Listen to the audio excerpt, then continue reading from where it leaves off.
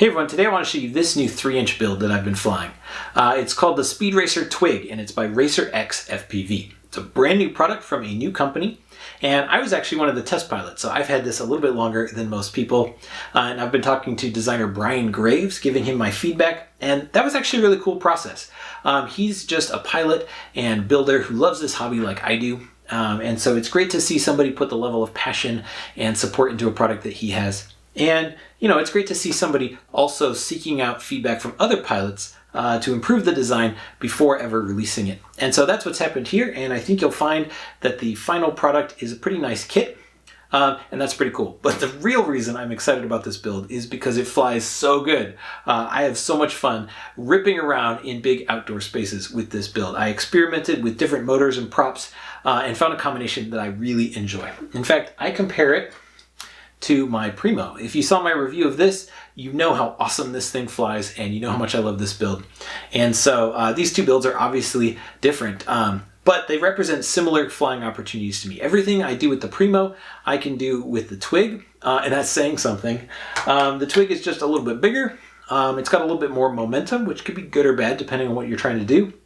And it's definitely faster, smoother, and quieter, at least with the configuration of parts that I have here. So you can see all of those parts listed down in the video description, but today I want to show you the kit, what comes in the kit, what parts I'm using, what batteries I'm using, and then I'm going to share my tune. But first, check out this flight footage. This is the Speed Racer Twig by Racer X FPV.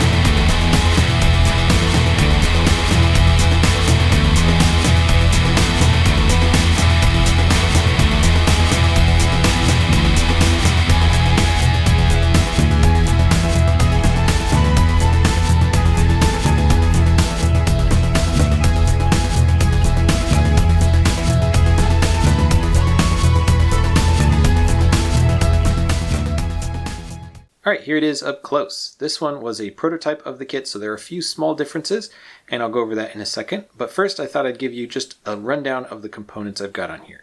So this is the HQ 3x3x3 prop on a 1.5mm shaft, the Beta FPV 1105 5000 kV motor. I've got it running along here. That's just a little bit of electrical tape. It is connected with plugs to the Beta FPV 12 amp all-in-one flight control board. And the camera is the RunCam Nano 2 with a 1.8mm lens. I really like this camera. It's only 15 to 20 bucks depending on where you buy it, and the quality is fantastic. And the flight you just saw used this 300 mAh 45C battery by Beta FPV. I'm actually really happy with this battery. That was one of the nice surprises working on this project. Recently, some of the batteries from Beta FPV have not been so good, but for this one, they switched to a different supplier, and in fact, it's the same supplier as the 45C Nanotech. So it's basically a 3S version of this battery, and that is a good thing. This is a great battery for its weight, and so is this one. With this battery, I get about 3 minutes of fast outdoor flying, like what you just saw, and for a little bit longer flights, I've also been using this Airblade 450 milliamp hour battery quite a bit.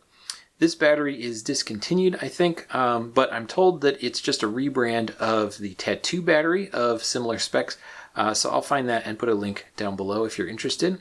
But this one has been pretty good too, and this one I get about 4 minutes. Also, this boxy size I really like because it fits right underneath and blocks almost no airflow. Here are the weights of those batteries. Altogether, my build is just under 62 grams dry or 88 grams with this battery. Here's everything that comes in the kit. You get the frame, canopy, M2 mounting hardware, HQ 3x3 two-blade props, and then 2 ways to mount the batteries with this custom battery holder or with the Velcro strap. It's nice to have both of those options. The frame itself feels pretty nice with those chamfered edges and tons of holes in here, as you can see, for mounting different types of things.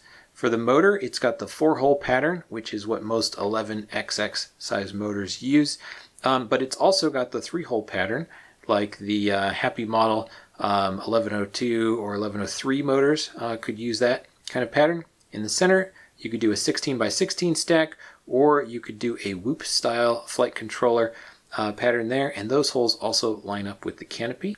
This keyhole in here is for the battery mount, but you've also got straps. My original one didn't have these slots for straps. That was one of my recommendations, and I really like the straps. They're strong and flexible and can adjust to different size batteries. But since mine didn't have them, I ended up splitting it like this so that I could mount it left to right instead of front to back. So the battery goes this way. And I actually really like that now that I've done it. It means that a head-on impact can't dislodge the battery. I've got a little bit of rubber grip in there. I forgot to show, but the kit also does come with this, which you could use as one piece or cut up. The TPU battery mount just goes into this hole and rotates. Once it's in, it's a pretty tight fit, but you can see it like that. And these nubs on here make it a little bit stretchable for slightly different size batteries. I find that a battery like this 450 2S battery fits pretty well in there, and it's pretty snug. But this 3S battery would be too much of a stretch, I think. So I'm definitely using the straps for this. The diagonal size is 110 millimeters, and it is 2 millimeters thick. And it does have these cross braces in the back and in the front, and that's going to add a little bit more rigidity and a little bit more strength, which is good because this thing can go pretty fast. I've smashed into concrete several times, and I've scuffed up the corners on some of my carbon. I don't know if you can see, but it's held strong. But be careful. You should know that these things can catch on tree branches, so be aware of that. At one point, I was doing a flip back between these two trees, and I did get stuck pretty high up. Fortunately, I was able to thrash around a little bit and get myself loose. I strongly recommend that you set up turtle mode and learn how to use it. And also go into the configuration tab in Betaflight and make sure that your small angle is set to 180. That way you'll be able to arm no matter how it's oriented. To mount the flight controller, you're going to take the M2 hardware, put it onto the frame something like this. This is going to hold the canopy, but if you get an all-in-one, it can hold this as well. And that's what I recommend. This is the 12 amp Beta FPV all-in-one flight controller and ESC. GetRC also makes a very similar one. And so it's just going to go in here like this. You'll probably add some grommets, but this gives you the general idea. Hopefully that leaves enough of a gap for your motor wires to get in there. Plus, if you use grommets on the flight controller, that'll give you a little bit more space as well. The only problem you might have is how far the USB plug goes down. Depending on the shape of your USB plug, you might not be able to get it in there if it hits this frame. So that could be an issue. If you used shorter standoffs, that wouldn't be a problem.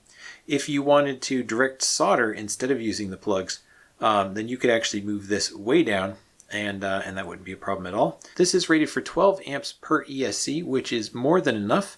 The most I've ever pulled in a punch out that I've seen anyway is something like 18 amps total. That's 4.5 per motor if it was evenly distributed. One time I even took this build and went out racing with a 4S battery like this. I wasn't completely sure if the flight controller would handle it, but it did. In fact, the thing that failed after about a minute of full throttle was actually one of my 1105 motors. So that surprised me. I think these motors should be fine on 4S, even with 3-inch props. I think maybe that one got unlucky, but that was an issue that I had. The VTX I have in this build is the Unify Pro Nano, and I actually put mine under the flight controller. I did that so that the antenna could come straight out the back and just attach here with some rubber bands. That keeps it out of the way, and as you can see, I put my receiver down here as well on a bit of zip tie and heat shrink. I thought about having the antenna come out of this hole, but I was concerned about it getting into the props. There's not a lot of clearance here. So I actually made a suggestion to put a little hole in the fin, and so that's what you see on the final version right here. What that allows you to do is take an antenna out the back and then run it up along the back side of this fin and use a twist tie or a small zip tie to hold it on there. For example, if you want to use a micro axis, you could attach it on here like this. That would not only get it out of the prop line, but it would give it the correct orientation when you're flying forward. Now let's talk about motors and props, because I feel like there's a lot of different ways you could go with this, and what you choose is of course going to have a big impact on your drone and how it flies. I've got a bunch of beta FPV components because they send me tons of stuff, which is cool, but there's actually a bunch of micro motors on the market now. If you want 11 XX size motors, there's tons of different options to choose from, but this is what I was using. When I first built this, I decided to go super lightweight, and so I used this 1103 8000 kV beta FPV motor. Mine came from an early batch that did not have support for prop screws in the top. I released a video about this previously, so you may have seen this on my channel.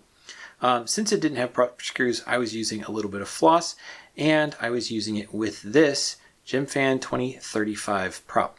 This prop's been around for a while, and I know a lot of people like this prop. I was flying it on 2S with the 8000 kV motor, and honestly I was really underwhelmed.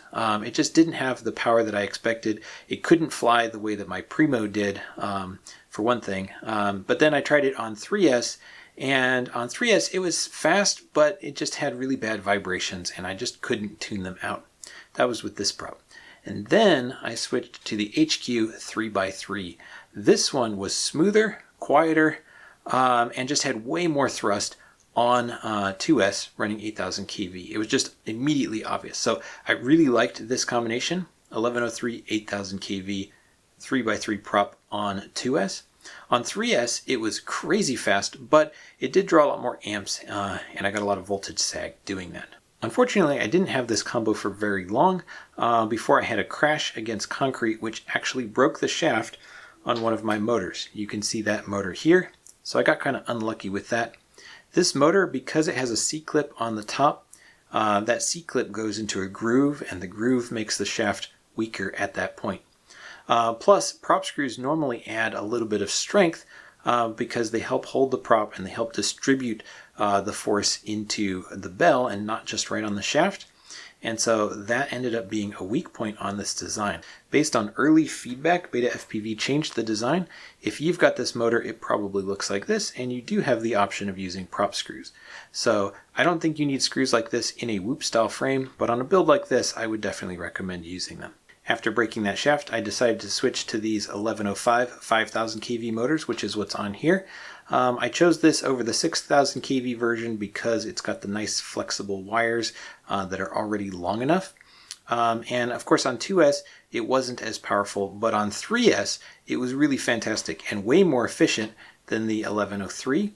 And I was still using these 3x3 props. And then I tried the 3x3x3 3-blade props.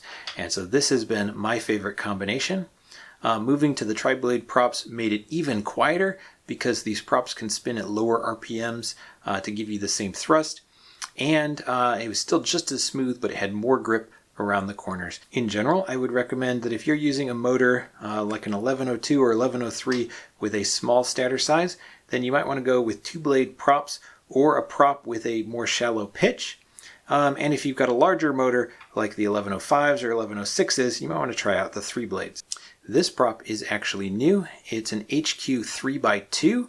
I'm not sure if you can buy these yet, but this is something that's coming out. And so if you're looking for a really high RPM build and you find that the 3x3s are just drawing too many amps, then this might be another option you could look into too. And finally, here's my Betaflight configuration. I am running 8K, 8K, D-Shot 600, and reversed motor direction. And I used to have a custom PID tune on here, but I forgot I actually reset this board. And so this might just be the Betaflight 3.5.7 defaults, but that's what I was flying. Before that, I tried Betaflight 4 and I just couldn't get it to fly smooth. Some of the new features just don't seem to work well with micro quads this size, and I was having trouble tuning that out. So I just went back to 3.5.7 and it's working great. When I had the 8000 KV1103 motors and 2-blade props, I was using this set of PIDs, and I thought that worked pretty well too. Well, there you have it. That's the Speed Racer Twig 3-inch. I know there's a bunch of 3-inch drones on the market today, but I've been having a ton of fun with this one. If you have a favorite build or a favorite combination of motors and parts on your lightweight 3-inch build, I'd love to hear about that. We can talk about that down in the comments below, or if you have any questions, you can put that down there as well. And of course, if you want exactly what I'm flying, I'm going to put all those product links down in the video description. I'll put a link to the official RacerX FPV website so you can check that out too. And one more resource is the Twig Builder group on Facebook. If you're thinking about building one, you might want to check that out. It's a good place to get ideas about people's builds and ask your questions there as well. I'm going to leave you with one more flight. This time it's going to be a complete flight using, again, one of these 300 mAh Beta FPV batteries. Well, it's almost complete. It ends in a crash, but it was time to land. So if you care about the voltage, you can check that out. Otherwise, just have fun. See you around. Happy flying.